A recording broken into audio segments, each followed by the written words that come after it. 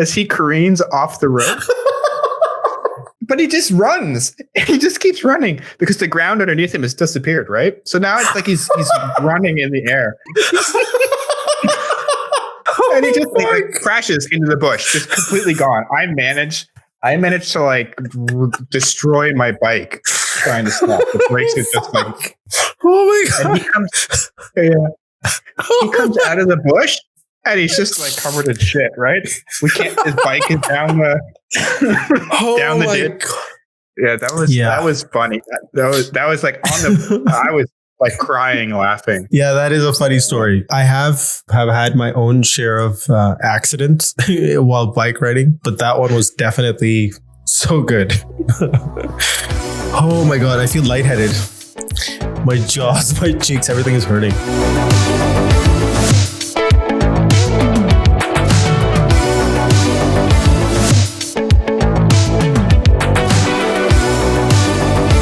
Basically, these are cyclists who make videos who have a big following. I don't know if I've ever shared that channel with you. Safa Brian, he's from California and he posts like these downhill, like speed, like going really fast. Oh, nice. Oh my God. He posts some really kick-ass shit. That stuff's really cool. I really wish I had this kind of tech back when I was racing all the time. I feel like that's an entire part of my life that was like totally undocumented, where if it was now, it'd be like such professional quality videography, everything. Well, since you didn't document it, it never happened.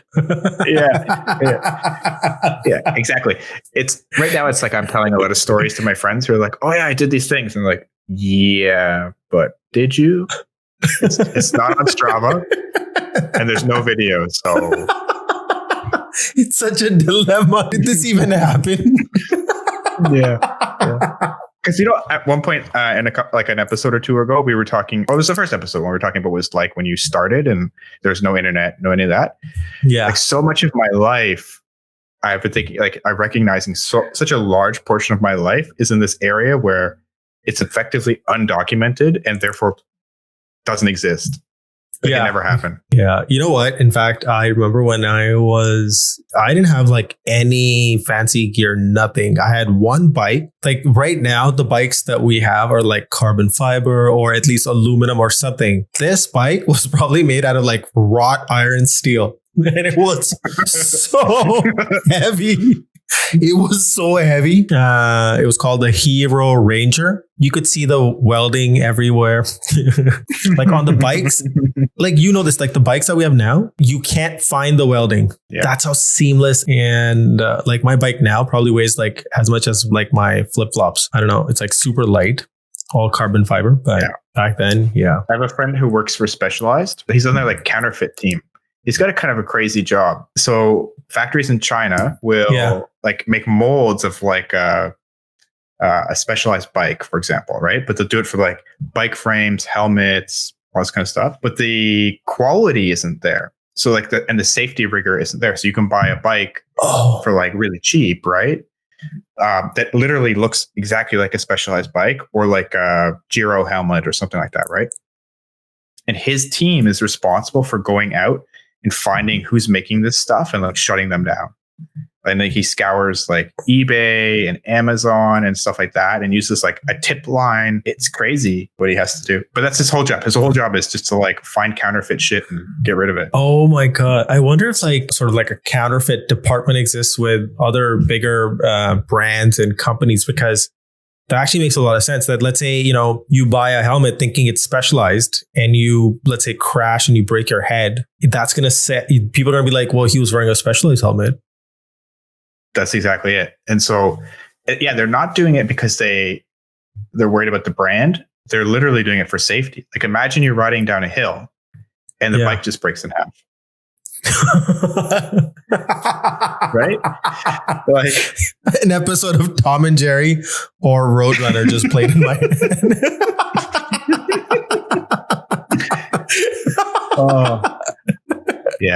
Or like carbon wheels are bad for that too. Even legit ones like Mavic has had a lot of trouble recently before they sold of their wheels exploding, and they're like a totally legitimate company.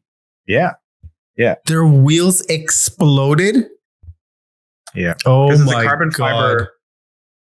The problem with carbon fiber wheels, they're super stiff. They are quite strong, but especially for rim brake versions, you can be going down a hill fast enough and braking for long enough that you generate enough heat on the rim to actually compromise the integrity of the carbon fiber, and it'll weaken over time.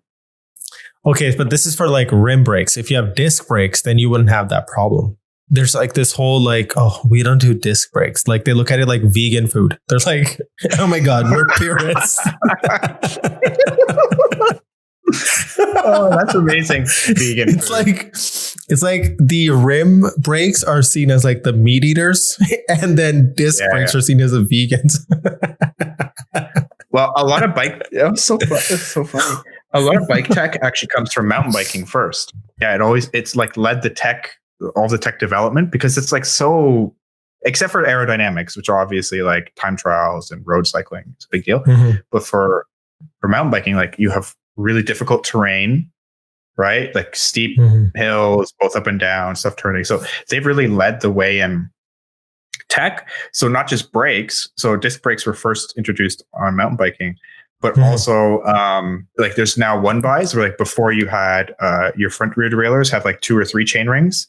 Mountain biking they developed a single front chain ring and a massive cassette at the back. And that's moving into road cycling now. That's more common. You only shift with one hand then at that point. Right. Obviously, because right now, okay, that makes sense. But then I see a huge merit in like having one giant ring and one small ring in the front also, because when you're going up like a super steep, like, I don't know what grade you call it, because I know there's like grades, right? Like they say like you're going up a grade 5, 4, right? Whatever that is. That's categories. There's a category of hill or mountain usually. Yeah. And it's a determination of the average incline and the distance. Oh, okay. So like from Cat 5. So there's a non-category, which is basically everything around us. Then there's Cat 5, 4, 3, 2, 1, and then HC, which is or category, which means beyond effectively. So by the way, for context, for people listening, like we live in the city and it's all flat, primarily flat. There's like an occasional up and down. There's a rise. Yeah. It's like when you go to Scarborough Bluffs and when you go down the Scarborough Bluffs towards the bluffs, it's like you go like freaking like 80 kilometers an hour.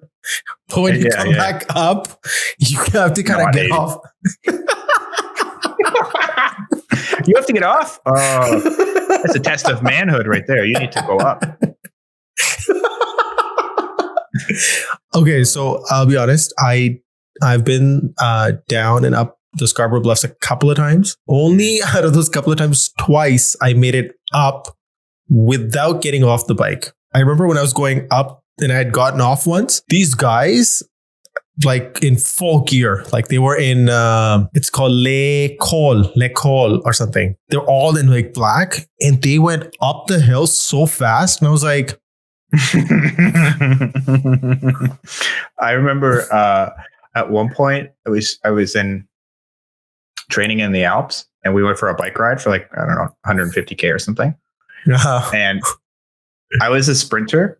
So I'm not a mountain goat. Climbing is not my thing. So I was like gone, like dropped so fast, right? Like everyone else is like gone.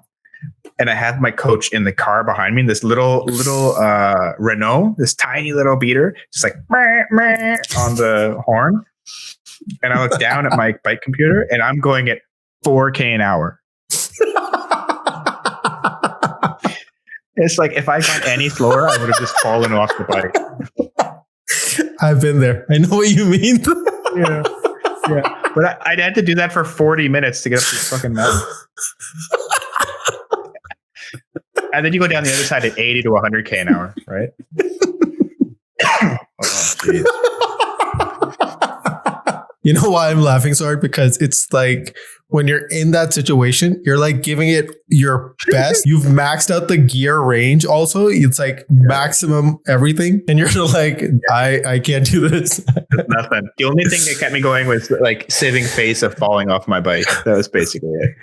Yeah. The top of that hill, my friend waited for me. He waited for like 15 minutes for me to catch up, right? We catch up, we go down the other side of the hill, and we're trying to catch everyone else. So we're taking risks. And there's this one section I remember we were in the broad daylight because it was like 1 p.m. or something, flying down this hill at like 80 an hour, and then you go into a forest. And as you enter the forest, it's pitch black because there's no light in there. So you don't know what's like, you're going to go in, but you have no idea what's happening after that. So we enter this forest, and my bike is just like shaking. I was terrified. And we get in, and as soon as we get in, there's a left-hand turn.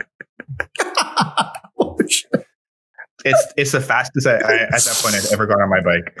And my friend was in front of me by like maybe like 10 or 20 meters, right? We stayed far enough away from each other so we wouldn't run into each other if someone braked. And the only reason I knew there was a corner is because I heard him screaming after he entered the forest. And I could hear his brakes, right? Like, I was like, oh shit. Oh my God. I slow down like to 60, not a lot, right? We enter, we both carve this corner. And of course there could be cars coming the other way too, but you're taking risks, you don't fly off the road. So we make that turn, and it goes down, you're still downhill the whole time. And at the other, like 50 meters later, there's a U-turn. And so by the time we both realize there's a U-turn, it is literally too late. He just goes straight. He lets go of the handlebar. The bike goes flying as he careens off the road. But he just runs. He just keeps running because the ground underneath him has disappeared, right? So now it's like he's running in the air. And he just like crashes into the bush, just completely gone. I managed to like destroy my bike trying to stop. The brakes are just like molten. Oh my God.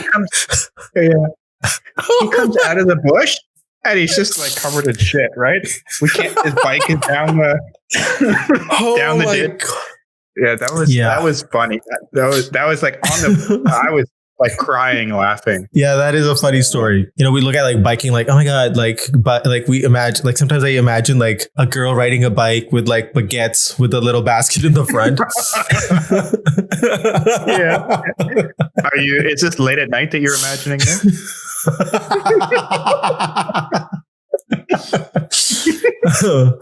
Because like, you know, in cartoons, how they show like bike riding. Oh my God. And then I remember my bike having like these like really frilly like threads like coming out of the handles. But yeah, like if you get like hardcore into biking, it's pretty serious stuff, man. It's so demanding.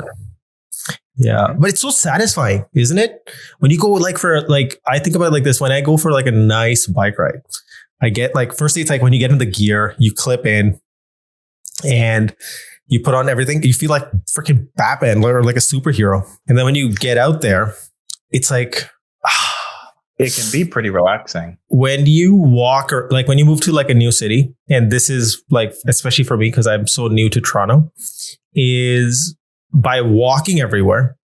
And then on top of that, biking everywhere makes you feel so much more familiar with all the nooks and crannies and corners and streets and areas. Because when you're going in a car or like public transportation, you really don't get the time to absorb the intimacies of nooks and corners. But when you're bike riding or walking, you see the city in such a different lens, and it starts to feel more. We get to have a much more intimate relationship with that city. Even though I feel like I'm a cyclist, I have a gear, I go cycling, you know, I'm on Strava, blah, blah. But I think like that story that you were telling me, that how like the bike culture is so deeply integrated into coffee and coffee shops. Oh yeah. Yeah. Yeah. I think I told you this at Kensington way back. Yeah. So I used to live at a place where there was a coffee shop that was associated with a bike club, but they'd let you, this is like, I don't know, like 20 years ago, I feel like, but they'd let you come to this shop to watch the Tour de France like super early, like 6 a.m. kind of thing. And that's when I really started to see like these coffee shops would spring up everywhere. And like every club in the city is associated with a coffee shop. And it's like a big social thing. which is pretty cool. Yeah. So it's like part of the ride, right? Like you start at the coffee shop, you go for your group ride. Yeah. You probably stop somewhere at a coffee shop. If that may even be your destination, then you turn around, you come home, and you end up back at the coffee shop. Yeah, it's so funny because like even when I've been on rides, and I didn't think of it like this, but inherently, whenever I would go on rides with my friends, we would have like, okay, we're gonna stop at that coffee shop, and then we're gonna stop at that coffee shop, and then on the way back, like it was like we didn't like nobody told us that we have to go to coffee shop, but it was just kind of was so natural to the activity that we were doing. I remember we would stop at like from Toronto, we would go stop at Port Credit first. There's a Starbucks there. And then when we would reach Burlington, right before, that where that bridge is, there's another really cute little coffee shop. I forgot the name of it up the street there. So we stopped there. You were telling me this interesting story about how Rapha as a brand established itself in the initial days and built like roots by tapping into this whole coffee culture and cycling. As a business, they're unique in that they provide, like when you join membership there, they have physical locations where if you're a member, regardless of where you go in the world, you're able to like rent a bike or, get gear. And basically they're there to help you get set up. So let's say you're in Toronto. I don't actually think they have a store in Toronto, but if you were to like go to LA for work or something, instead of taking your bike with you, you just show up in LA and you grab one of their store bikes, which are like impeccable. They're amazing. Yeah. And away you go. Right. And, but they really, the whole store is like an experience. It's certainly a merchandise store, but they also rent their bikes. They have a mechanic there, but then they usually have like a coffee bar and it's a very sort of social environment. It's very cool. Yeah. I've been to the one in LA. Yeah. That's the one. I was with a colleague of mine and she's like, oh, look, Rapha, that's your favorite, whatever. I was like, wait, what? And like I hadn't gone there with the intention of going to like Rapha or anything, but it would just happen to be in that street. And I walked in and I was like, oh, every bike store that I've seen in my life before that was, except for the one time I went to the giant bicycle store to buy my bike itself. But outside of that, all the bike stores I've been to in India are like so, like they just look like workshops. And it's like black tar everywhere. And anyways, but yeah, I was like, that was actually a really amazing experience. It actually feels like you're in like a luxury, not a luxury brand store, but the experience is very well thought out. And the products that they have. They're like the Apple of cycling clothing, right? Like, or their brand is of that quality. It's so interesting you mentioned that because I think for such a long time, like I used to work in a bike shop. So when I went to college, I needed a job. And I honestly don't even know how I got, I was probably just like an ad or something. I literally don't know how I got in the door, but I got a job as a salesperson at this bike shop in London, Ontario, selling bikes. Probably off the back of the fact that, I'd been riding them like as a part of my training program. So I could talk shop. And then the mechanic that was there after, like, he was a really nice guy. And he sort of like, I already knew how to take care of a bike, but there's a lot more to it. Like if you're really like deeply into it.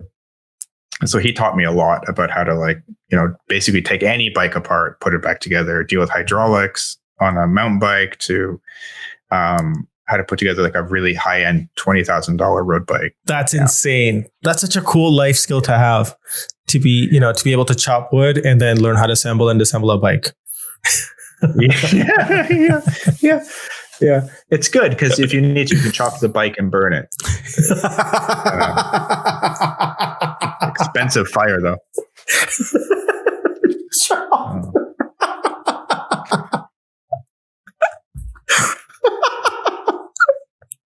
I'm imagining your friend, once he fell off the bike on that U-turn, he just burnt the bike. I'm like, fuck this. Yeah.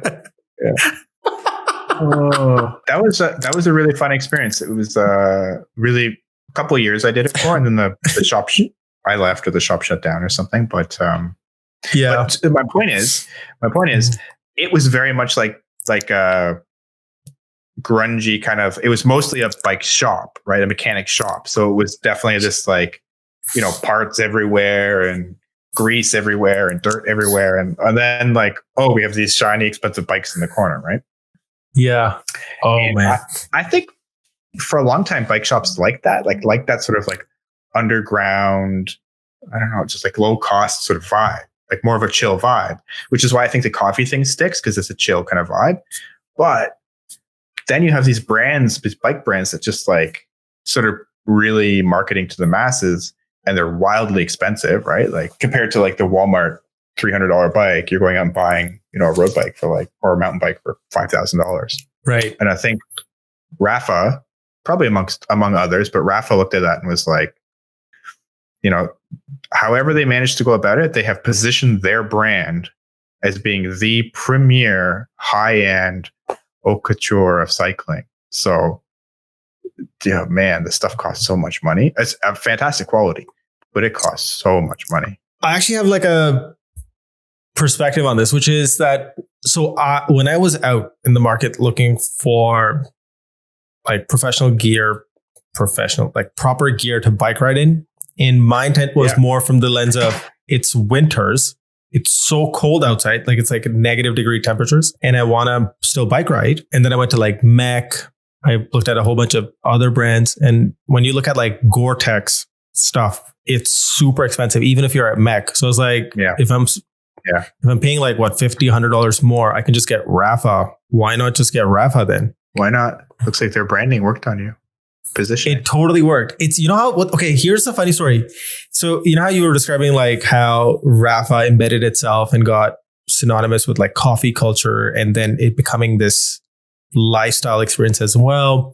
And I love the kind of content that they put online. Like the content and storytelling that they do is so freaking on. Oh my God. Like this is my full, like, cause I tried to break down, like, how did I even fall in love with Rapha? How did that even happen? And I kind of broke it down, and I sat down and reflected on it. And I was like, actually, no, I was bike riding and I reflected on it, which was, I'm really a big fan of this company called Work & Co. And their founders are bike riders. So Joe Stewart, Philip Memoria, those guys would write about Rapha. And then they finally got Rapha as their client, and they redesigned Rapha's website, Work & Co.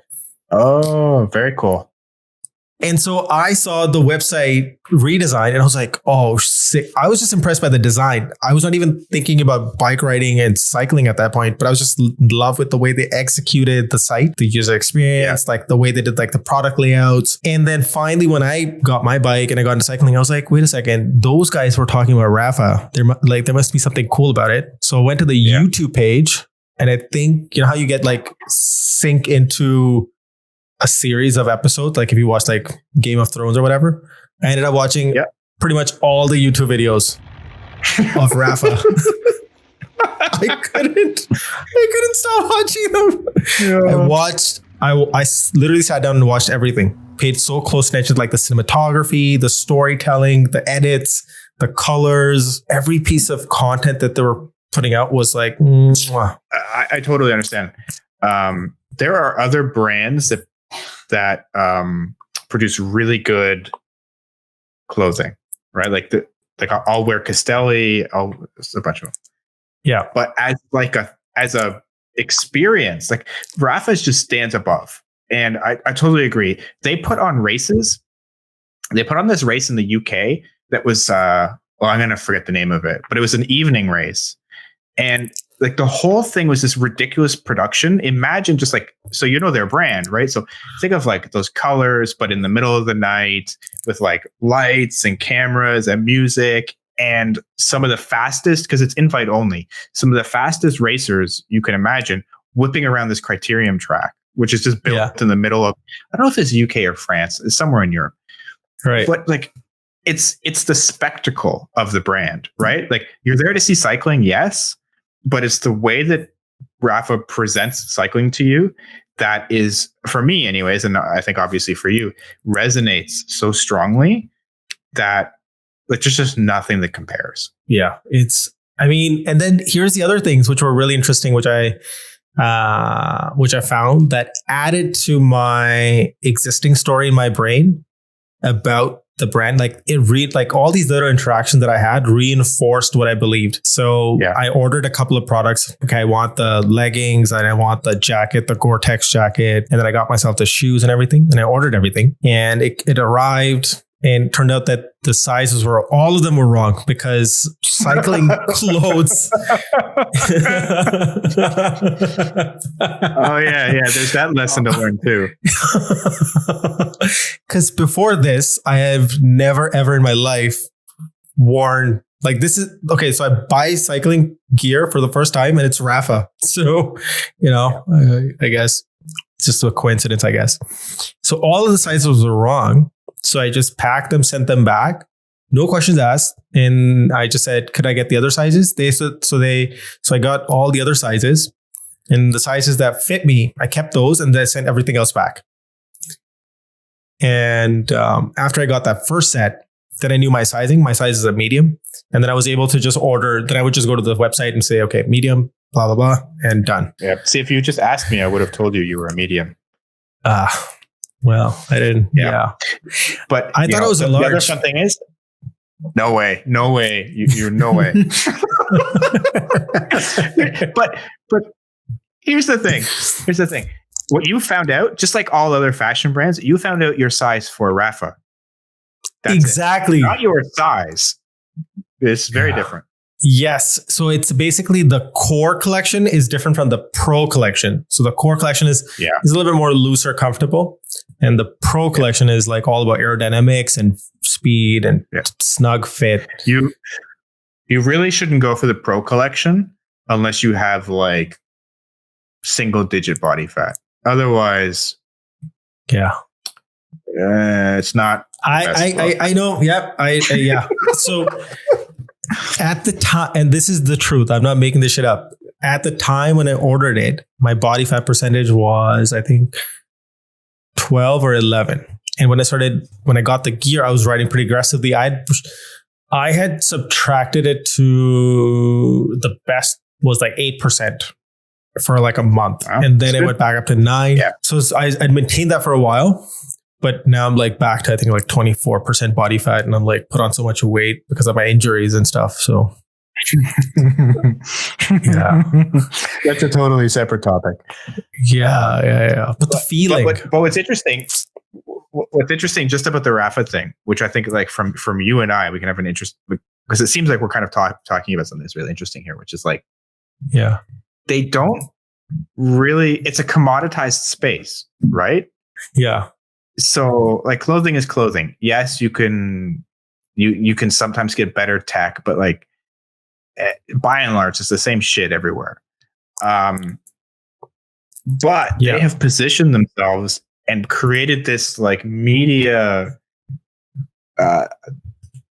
machine around them that it's just lifted the entire brand. And like you and I will sit here and talk about Rapha, who in reality is probably no more or less special than another like, major apparel company like Sugoi or something, except that it's positioned differently. Like I just relate differently. And, we can geek out over the design of what we're looking at, not just the product itself. Super cool. Seriously. Yeah. Like they pay so much attention. And this brand was started in 2004. I'm looking at their website like right now. They started in 2004 and Simon Mottram is a British guy. So I wonder what the correct pronunciation of his last name would be. Simon Mottram, maybe. Not sure.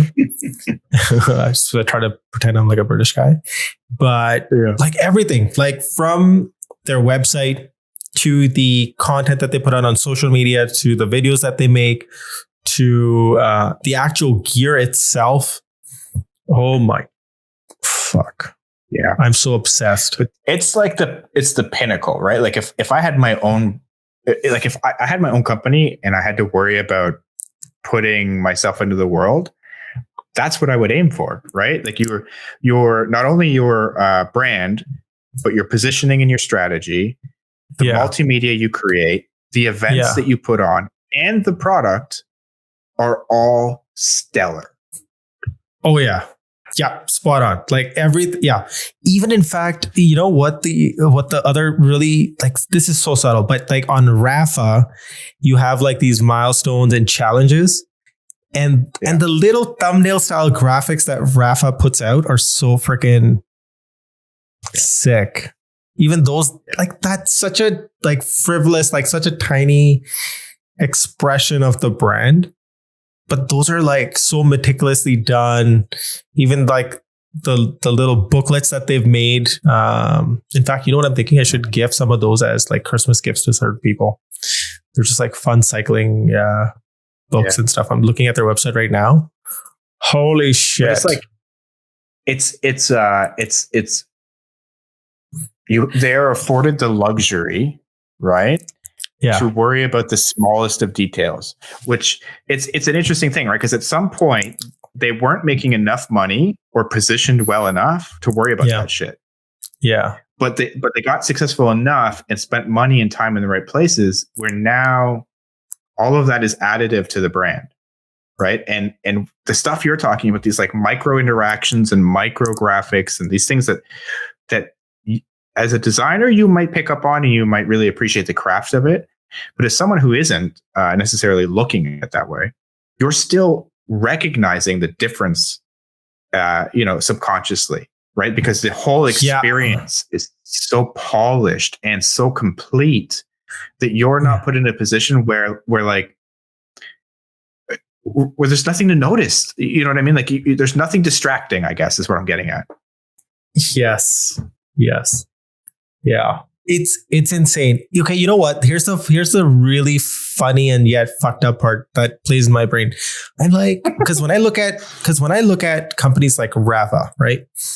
Yeah. From every single touch point, from the emails that they like, all the communication umbrella of like YouTube videos, social media graphics, emails that they write and send, the copy, the tone of voice, the little touch points, the website copy, the product packaging, the little nuggets of notes that they have written on the packaging. There's so much detail there. There's so much work and effort that goes into it. As designers, as people working in creative departments, we know that there's so much work that goes into all of that. And when I look at them, I'm like, they're like literally they've covered everything. And when I, let's say, try to do that at scale, it's so hard. Yeah. 100%. Like imagine it's something I'm worried about in my own world next year, but think of all of the touch points that they have as a business. Every sales event they go to, every like lookbook they create, every, I guess not now, but like every event they'd go to, right? Like every single time that they have the opportunity to put their brand in front of the customer, my perception anyways, is that they have done a fantastic job of it. In the last few years, every time I've thought or seen or been exposed to the brand, I have never once been like, you missed the mark. You know what I mean? Or something seems a little off. Never. Not once. It's so meticulous. Seriously. Yep. It's so impressive. It is really impressive. Yeah. But here's why it matters, right? So like, if this whole conversation has really actually gotten us to a point of just talking about why branding matters, why the way that you present your business matters, because, I think anyways, would love to know your perspective, but I think you don't always notice companies that do it poorly, right? Like the delta between no brand consideration strategy, great brand consideration strategy and execution, and then what we're talking about is like of the Raphas and Apples of the world, where it's so well considered and well thought out. The amazing ones stand out in your mind, and so I think that's the thing that probably is really meaningful here, is that you don't notice necessarily when it's done poorly, but you definitely notice when it's done well because you have like an emotional connection. Like we're getting excited talking about this brand that like neither one of us owns any part of. We shouldn't really give a shit, but we do, right? Well, and so I'm likely to spend money there. we've bought into the brand, like we own their products. And here's the other thing. Now here's the really nuanced conversation, which is that now you look at a brand like Rapha. Now they have so many different products. They have physical products. They also have, so you could say that, okay, there's a product dev team, which designs and executes, and there's logistics, there's operations, supply chain, there's all that stuff. And then when you're returning, setting up like a call center or, FAQ, all that stuff that a regular product company might also have at some sort of a scale. You could argue scale, right? And then you also have the one end of it, which is like the advertising communications part of it.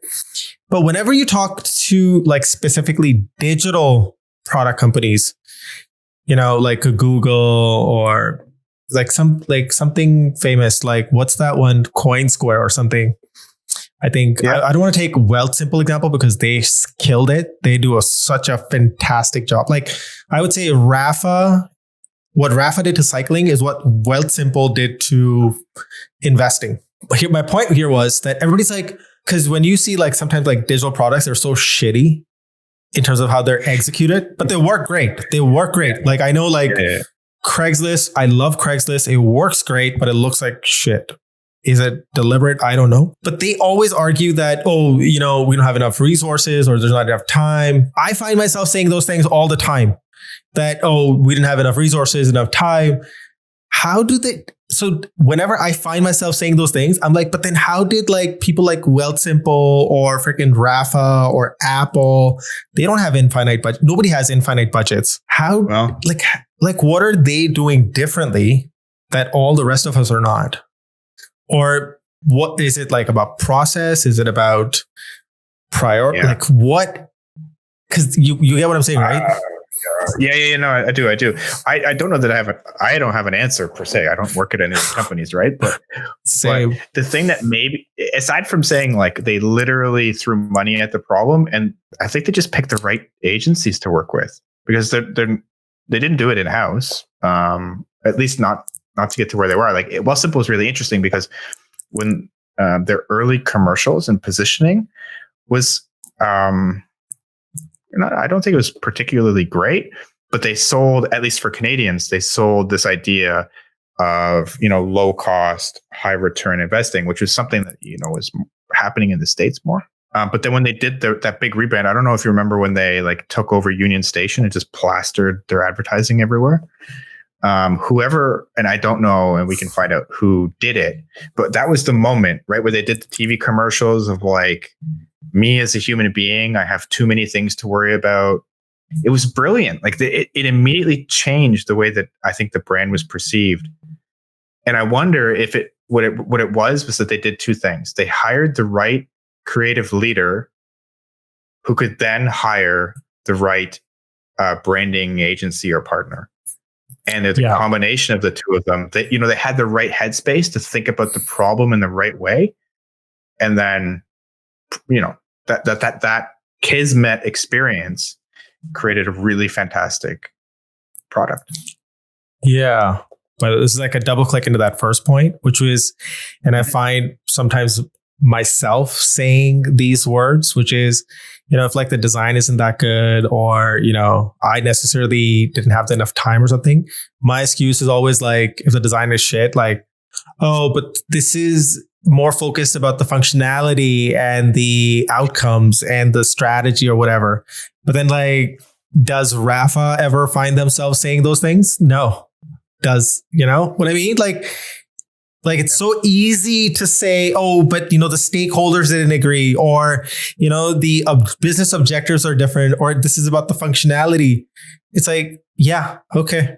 But it's like when you look at the level of execution of like an Apple or what's it called, Rapha or Wealthsimple, who've kind of not only redefined what the category looks like, but how people perceive that thing itself. Like before Wealthsimple, I don't know anybody who was able to take something so complex and boring and make it so simple, digestible, consumable, and bring a level of fun to it and sex appeal to it, right? I feel like their designers are not sitting there saying, and hiding behind this whole like, oh, but this is like a strategic and stakeholder. I find myself stuck in that problem all the time because it's like, I know that timelines are like by the week sometimes or by the day, or, you know, there's not enough resources. I don't have enough team. There's all these challenges. That's what I'm like constantly trying to think about, like, how are these guys doing it? I just think it's timing, maybe. Like, I have no idea.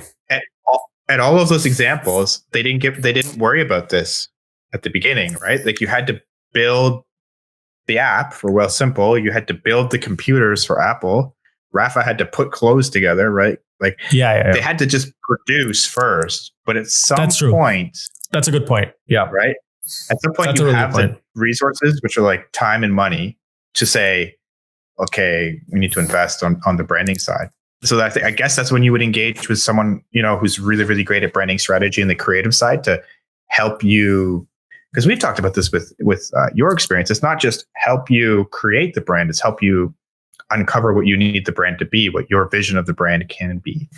And so I think like it's that combination of having the right creative team along with the right creative leader with the right vision, and maybe that's what gets you there. That's actually a really good point, because it's not necessarily about what you look like on day one. The point in the journey they're in right now, you know, Wealthsimple or Rapha that we're looking at, is this is not their day one. This is probably like day 1,600 or something, right? And it's a cumulative. So we're seeing a compounded and cumulative effort, right? So that's actually a really good point. So I think to look at these brands that are doing it really well, you can actually look at it from like, okay, this is really inspirational and all that stuff. But at the same time, I try not to get like disheartened that, oh, my work sucks. But 100%. You have to acknowledge that it's the right time. You have to do it at the right time. And if you were to spend all that effort early, before you've proven you have product market fit, it'd be a waste, right? Like you'd spend all this time and money trying to optimize your brand when you can't even deliver on you know, whether it's your product or your, whatever, if it's Rapha, it's like, you know, a pair of bib shorts, you can't even make them. So it's just a waste of time and effort at that point, really wrapped up, right? And you're like, oh, this is you want the shortcut, and there is no shortcut. That is actually such a good point. Yeah, there's actually no shortcut to it. There's so much work that goes into it. Like, even like when we take an example of Apple, which is more common, is that when they started out, they were always actually focused on design. So maybe let's not take that example, but let's just focus maybe on the Wealthsimple and the Rapha, which is a little bit more closer to home. Even with the Rapha, of course, they didn't look like this on day one, because I know that this website didn't exist till Work and co-designed it. What I appreciate is that when we look at these, and as a designer, I can really appreciate that they really invest the time and effort to make that experience really smooth. Like the online e-commerce bit to the actual products, the finish, the stitching. Like, there's so many things that are designed. And at no point do I feel as a designer that there was a shortcut taken. Or maybe, you know what, like for them, they feel, oh shit, you know, we could have done this a little bit better, but we don't know. I'm sure they took lots of shortcuts, but I'm also sure that they put a lot of processes in place to help them like move faster, right? So you're experimenting at a high level, right? So if you hit on something, it's already like 90% of the way there. And if you're missing, you're missing at like high quality content, but the cost to get there is really low. Like maybe you have a design system or asset libraries, or you're working off of things that are already, you know, production ready. So in that case, you know, you're making mistakes, but you can turn those mistakes, you can throw away the mistakes rather, and you can turn the things that end up being really good into production ready assets really quickly. So you and I would maybe not notice that they screwed up 10 times, right? Right. Yeah. I think so. I think this is making a lot of sense. Is that when we look at the finished version of something, you know, which we're looking at now, it's so hard to imagine sometimes how to just do it right out of the gate. But actually, It's a long process. It takes a lot of time to get to a level like this. And where they've also kind of really honed in on who they are, what their vision is, what they stand for, what kind of products they want to make, who are they catering to over the period of time. Even they've kind of ironed that out. So now that naturally reflects in not only the actual products that they make, but the storytelling that they're doing, the tone of voice that they have, and as a brand, how they engage with their target audience. I'm actually kind of thinking about, which is kind of interesting, is to ask you, it's like, how many times have you done this sort of work and you haven't really been thrilled with the work, but either the client or someone you work with is like, this is really amazing. Like they really like what you've put together. But because you're the one who created it, you're always, extra critical about your own work too. Oh, shit. Yeah, that's actually a good point and good question at the same time, which is, as the creator, of the thing, of whatever that thing is, what the problems are and what the, nobody else knows. It's like, I've seen like so many times, like on stage when like a kid is on a stage doing like a theater play and they forget their line, like nobody knows that you forgot your line because they know the story that you're telling them. So naturally, I feel like in that same vein, whatever story, let's say if we're just talking purely just website for Rapha. Now, whatever the shortcomings are on the website, unless we went through it with like a microscope, put it under a microscope and started looking at every little thing, it'd be pretty hard to find what the shortcomings are. But the people who created it know exactly what the shortcomings are. Yeah. And we have blinders on anyways, right? Because like we land there, we already like the brand. We're like, oh, this is so great. And we're there to shop, usually. So blinders on. You are so yeah. You're not. You probably don't even notice the shit that you're like, right? You're just like, oh, I just want to buy this and I love this stuff and I like that picture and I like the way they laid this out. Like you notice that stuff, but you're not there to critique anything. You're just there to buy and enjoy it, right? So we probably miss a ton of shit that whoever designed it might be like, oh, I wish I'd gone back and fixed that, or that was a bit different. So. Right. And the double thing here in this situation is that I'm a big fan of the company, let's say, that designed the website and the company website and the company itself. So for me, it's a double whammy. I'm like super biased, like I have all the blinders on. I'm just like in super fanboy. And in awe of everything that they're doing, like from like the font selection to the photography to the actual products to the packaging. You know who we are? We're the front row at an Apple conference who stands up and claps when they say something ridiculous, right? Like, have you seen that Trump meme? There's a Trump meme where they're like, there's a bunch of sheeps and they're looking at a lion and they're like, he says it how it is, right? And the lion's like, I'm going to eat you.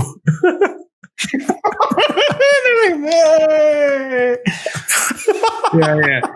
There's definitely blinders on, but irrespective of, the journey that they're on and that we're looking at the final product, despite all that stuff, not enough companies are doing it. And it's so easy to see a distinction between people who do invest in these things. Like even like if you look at like Airbnb now, if you look at like when they started out, it looked like such a shabby, right? And part of their story, one of the interesting things that when I was reading about Airbnb's success was that early on, they were not getting any bookings, and how they were able to multiply that in the beginning is that they personally went to the Airbnb listings and they took really nice photographs, and that started getting them the initial bookings that they were looking for. So that does matter. Oh, that's such a great example. It's like, could you imagine if you're like, oh, I want to go on vacation and I want to book this room, and you're looking at, the lights are off, it's dingy, it looks like a Motel 6, right? You're like, oh. Could you imagine if your entire business?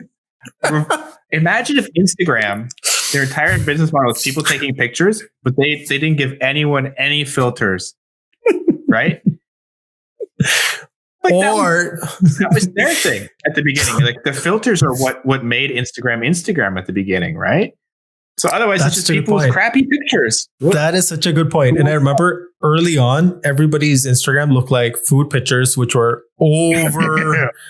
They're like 10 filters on one cappuccino. Yeah. Like you're making me want to go look at my first Instagram picture ever, which I'm sure is like cringe alert. But exactly. But that's a good point though, right? And I think that the point is that like the brand creates trust, right? Because what Airbnb did is that they built trust in you as the consumer.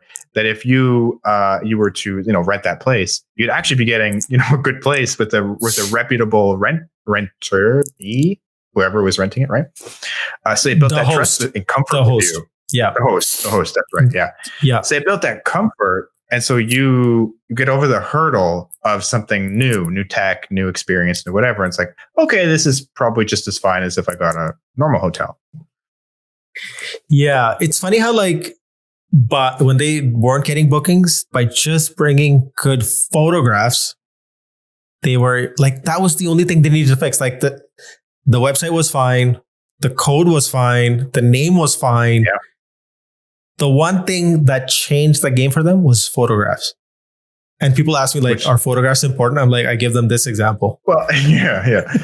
It's interesting because I wonder if it's certainly it's the photographs to help, but what you needed to change was the humans, right? Like they didn't have a problem as far as the product goes. What they had was a consumer problem. Consumers didn't trust the brand. It was too new. Like the experience was too new. So you had to you had to address the underlying fears, I guess, of the consumer. It's how much of your brand does that, right? It's not just, I have a pain. You're going to help me market how this company solves that problem. It has to be more than that, right? Like I need to build an affinity. I need to build trust. Yeah. So I think having good photography is helping you build that trust and credibility. Because when you see something that's photographed well and the place looks clean and hygienic, those are subtle cues. It's that time, when you walk, let's say for people buying a new house, people are looking at new houses, they're going into different houses, and then you walk into a certain house and you feel this place has a good vibe. And you're saying those words, you're feeling those emotions, but what's happening analytically in your subconscious is that you're seeing, your sofas in that corner, you're reading there, you're going to be sitting and reading there, having your coffee there, you're going to be having the TV over there. So subconsciously what's happening versus what you're feeling emotionally are building that trust and that good vibe in that moment. Yeah, that's so cool because it jives with my experience of buying my condo was such a whirlwind experience, right? Like now that I've painted my place, renovated it, I care when I smudge the paint the wrong way. And I'm like, if I were to sell this, no one would buy it. But then I think back to when I did my tour of the place, there's too much to take in. I wasn't even really paying attention to the place so much as to what you were just saying, which is how I could see myself in it, which totally changes the whole experience. Because now it's, like you said, it's more emotional than it is analytical. So I'm like, do I resonate with the emotions that are generating at this place rather than do I think that this has the right square footage and does it have whatever, right? All this kind of stuff. Yes. So there's 2 points there. One is that people, and this is so true, especially for when we're doing communications and product, whatever, is people look at things as it relates to them. That's one. And then two is something that feels emotionally right first. You can post-rationalize it analytically later and say, okay, if this feels good and this feels like a solid decision, then you can go back and say, okay, are the numbers lining up? Is this sound financial decision? And then it's victory. But if something doesn't feel emotionally right, you can never sell it analytically. That's such a good point. So first you have to connect emotionally with something. So if you're the person trying to create that experience for your customer, you're creating the brand, the structure, you're trying to find a way to connect with the human on an emotional level first. Yeah. Yeah. And then to get them in and a little bit invested. And then once they're in and invested, then they can evaluate on the analytical components to sort of check their gut reaction. Would you say that's fair? Yeah, I say the only place this doesn't apply is procurement departments in big companies. Yeah, fair enough. For them, it's like, what is the lowest number possible?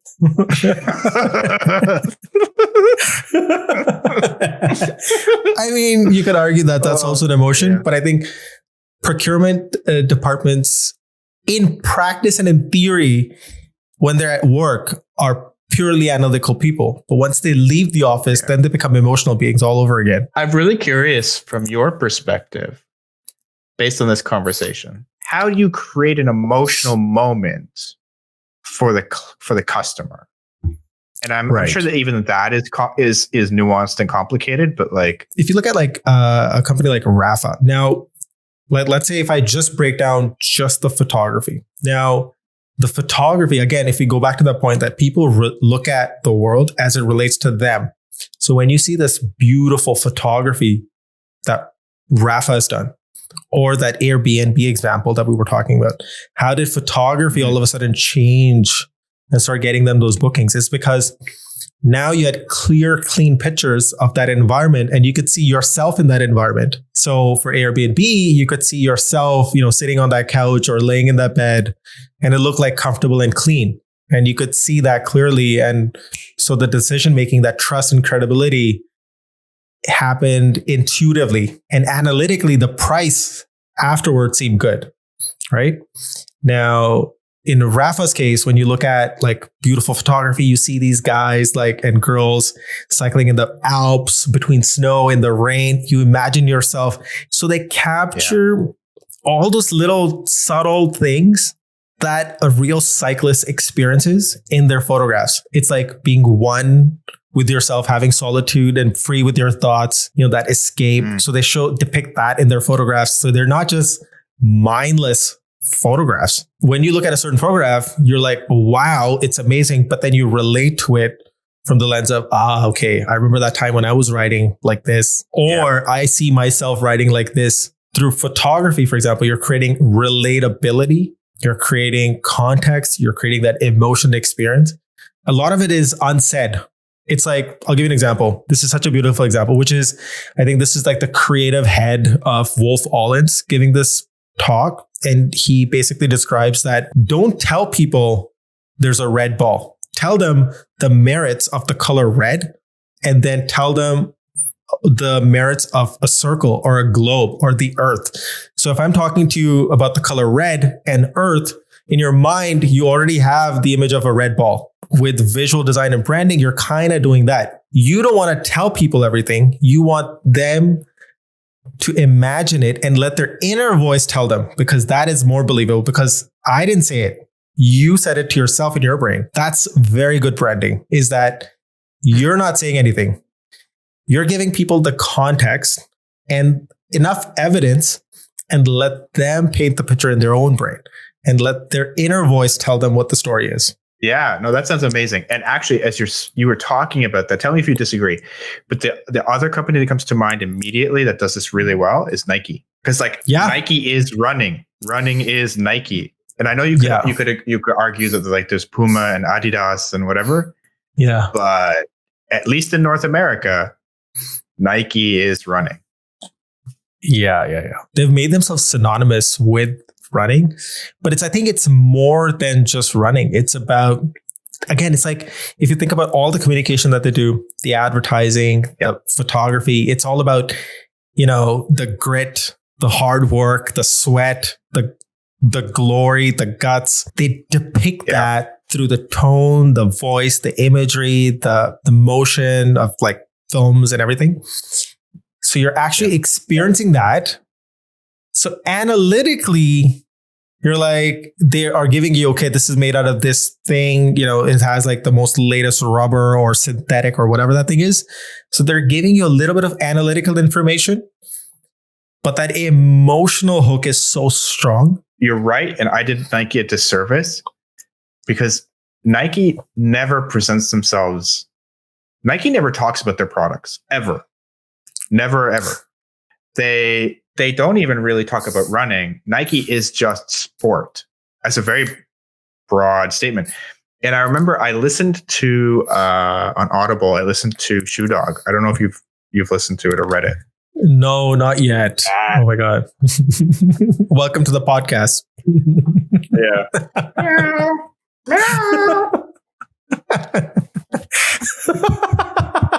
Is this on? No? I get it. That cat looks like it doesn't give a fuck. No, it doesn't. He doesn't care. He doesn't care at all. Poor guy. Right. Yeah. So you're talking about Nike. So Nike, but so if you haven't read it, I actually suggest reading Shoe Dog, which is like the story of Nike. Yeah, Phil Knight. But yeah, Phil Knight's sort of memoir about Nike. The story itself is fantastic. Yeah. But I'm remembering now that there's a chunk in it that actually talks about Nike as a brand.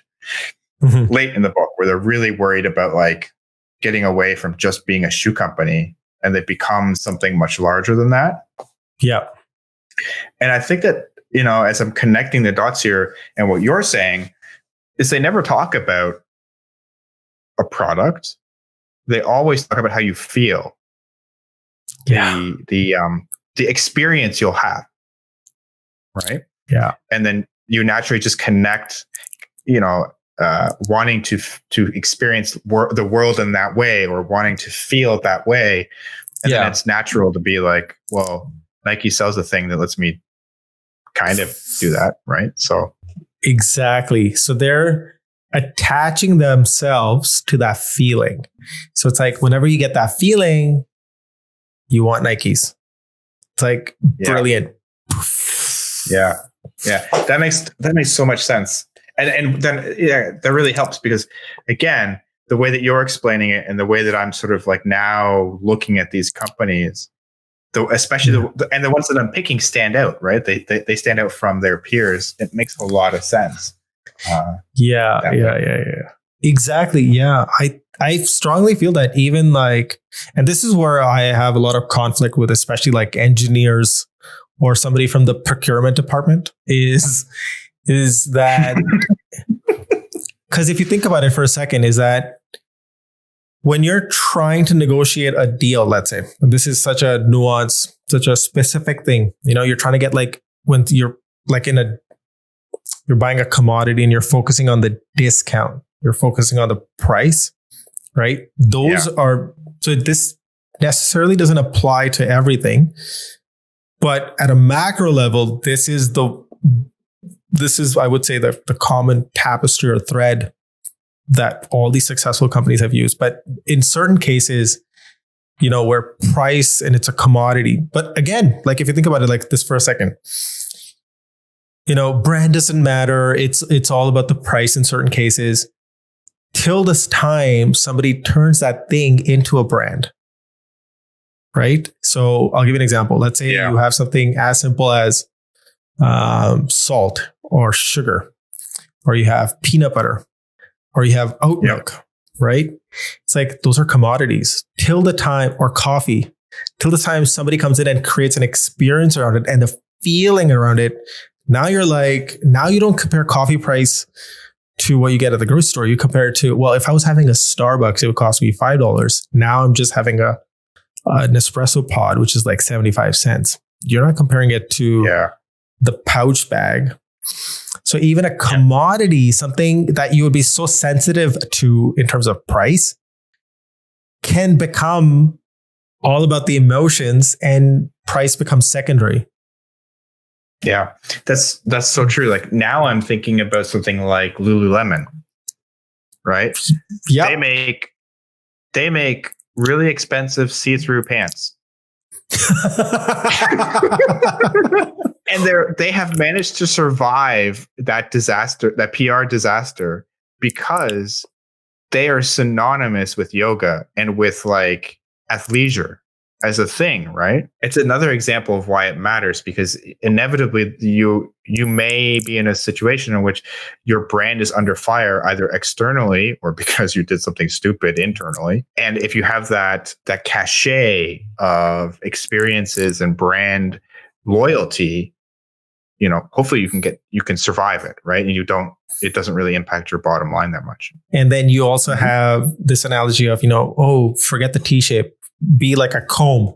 have like enough tentacles everywhere. Yeah, and strong, like have strong skill sets in a couple of things, right? Yeah. I was actually thinking, well, you know what? Like a designer is like an octopus. You have multiple tentacles and multiple things. And as an octopus, you're like this very smart, strategic creature in the water. And you can camouflage yourself and adapt to work in different environments. You went into like the realm of sashimi here. Which is delicious. So I find it hard to argue with. So my point was that, you know, that as a creative person, you know, as a designer, you're constantly trying to think about business outcomes, but you're also trying to think about the production aspect. There's so many things as a creative leader that we're thinking about, but we should not forget that for the audience, even when we're making something for the audience, it's not just about the functional thing. It has to work great. It has to be a great product, period. That's hygiene. Yeah. But what's the experience that you can create on top of that? Like how much difference are Adidas shoes from Nikes or Pumas? Like as a consumer, I don't know. I don't know. What's different and what's the value is all relative and how you emotionally feel about that thing. Yeah. And people tell me like, okay, you know, like how do you quantify brand, right? They're like, because you can quantify sales, you can quantify users growth, right? And I'm like, okay, tell me one thing. How does the stock market work? How does valuation work? And they're like, because the valuation of a company is also based on perception, which is brand. So if you have a strong emotional brand that directly impacts the value of your company. If you don't have a consistent brand, meaning the customer experience at all of these various touch points with your product or, you know, service or whatever, you have to reintroduce yourself every single time. In particular, let's say the way that I introduced the company is not the same way you introduced the company.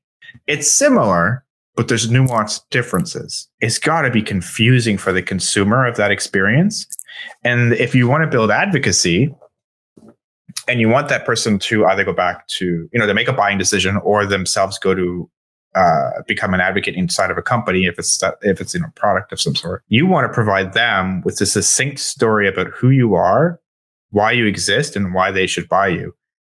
And if you're hearing 3 different ways of explaining the same thing, that's going to be either impossible, or they're going to say the wrong thing, or they're going to resonate with the wrong thing. And now you've sold someone on an idea or a product that doesn't actually, you know, meet their needs, and they get confused. It just seems like it's extremely costly to do that the wrong way.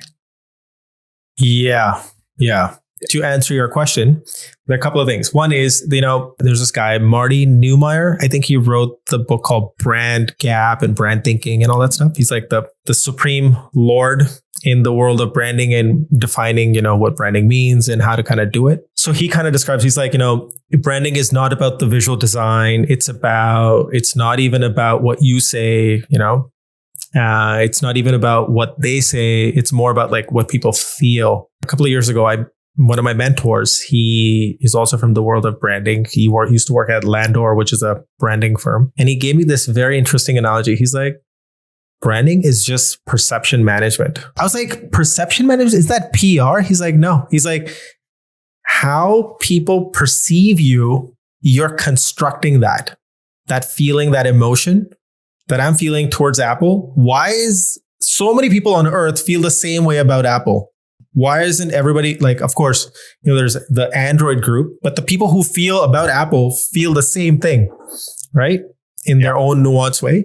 So that's been very well crafted and thought out, right? And so I was like, fuck, that actually makes a lot of sense. It's actually perception management, and it's how people perceive you. So you control that narrative through the signals of branding. So the brand is the idea, the vision, the story, and the branding, the noise, the ing is the manifestation, which could be visual design, which could be like, I'll give you another example, which is so insane. The same person gave me this analogy. He's like, as a brand, let's say if one of your attributes is fairness, Now you could say, okay, fairness, we have to be fair with our customers, and we have to trade locally, whatever, right? But can you imagine if fairness trickled down into your financials, that you were fair in how much you paid your wages? A solid brand is not just about visual design. It's about how you conduct yourself. It's about everything. So it's like the lens through which you look at the world. And then that applies to everything that you do. When people think branding, everybody's just talking about like what they see with their eyes, which is logos, typography, design system. It's like, okay. Beautiful. Yeah. Which is equally important to establish those things, but they're such a small part of the overall experience. It also extends into your brand as a company as an employer, right? Which is a whole other side of things. But particularly, again, we're thinking this was always important, but now with COVID being a big deal and so many companies, at least in the medium term, working from home. Yeah. And, a lot of companies are hiring. How you're perceived as an employer, your brand, your employer brand is so important now when you're going to build a team that is probably distributed now. That's for sure, working from home. So you can't like gel in the same way socially you would in person. Yeah. You're competing for a larger talent pool, but also against a larger set of competitors. Like if you're in Toronto, you now all of a sudden need to worry about what a company in San Francisco or New York or Hong Kong is paying or London. And what does a full comp structure look like? How do you balance these things? How do you structure the team? What do benefits look like?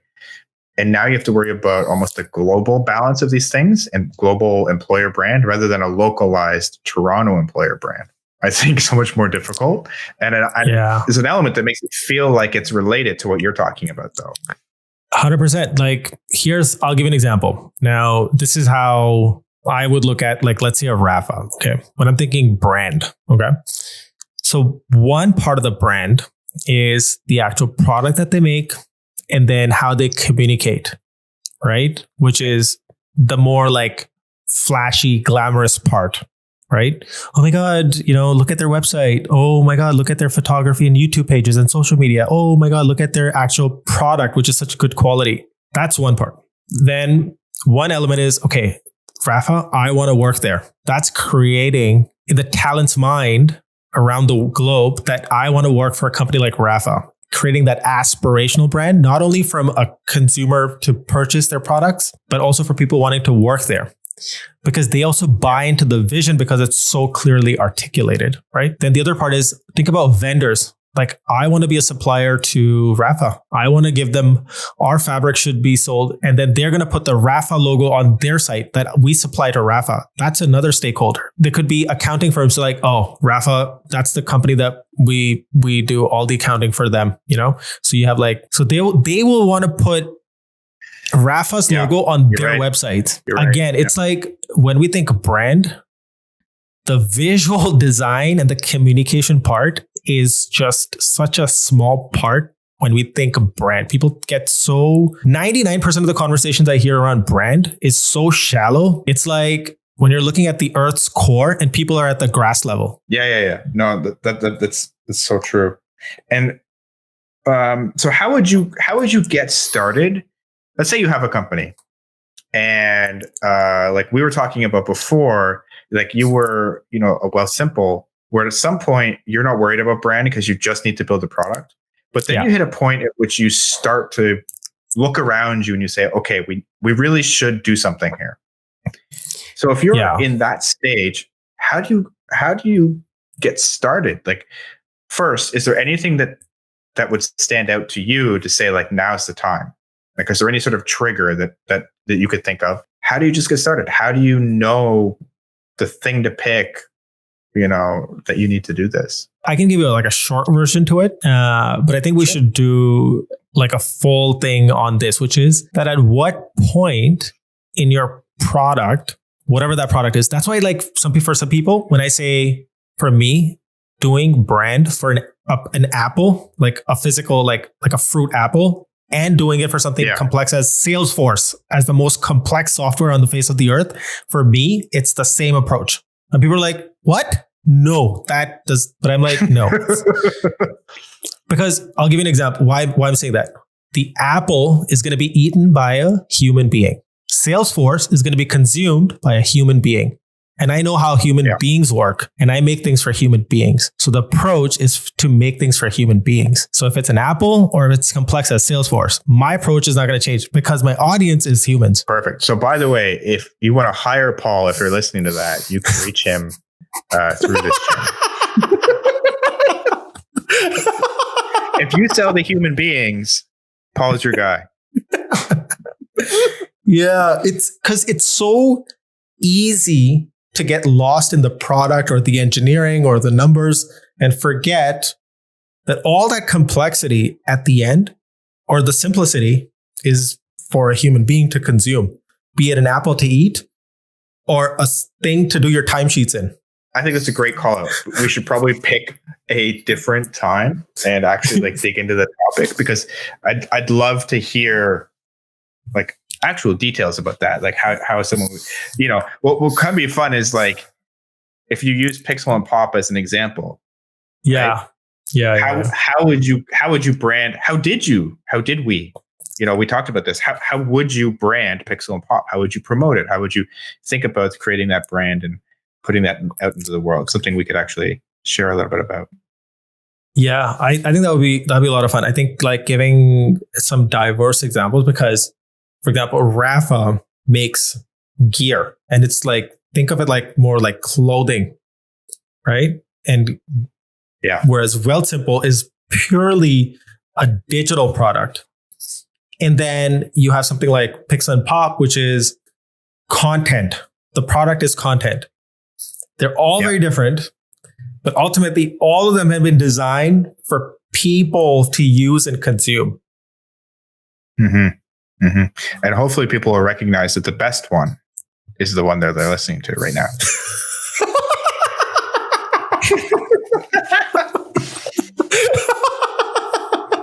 Affirmative. That's correct. This is the best product.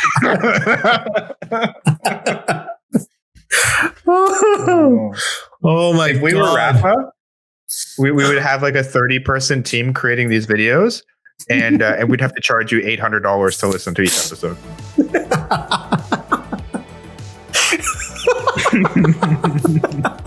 Oh, and you'd have to do it wearing the new $800 Apple headphones too. Oh my God. Epicness.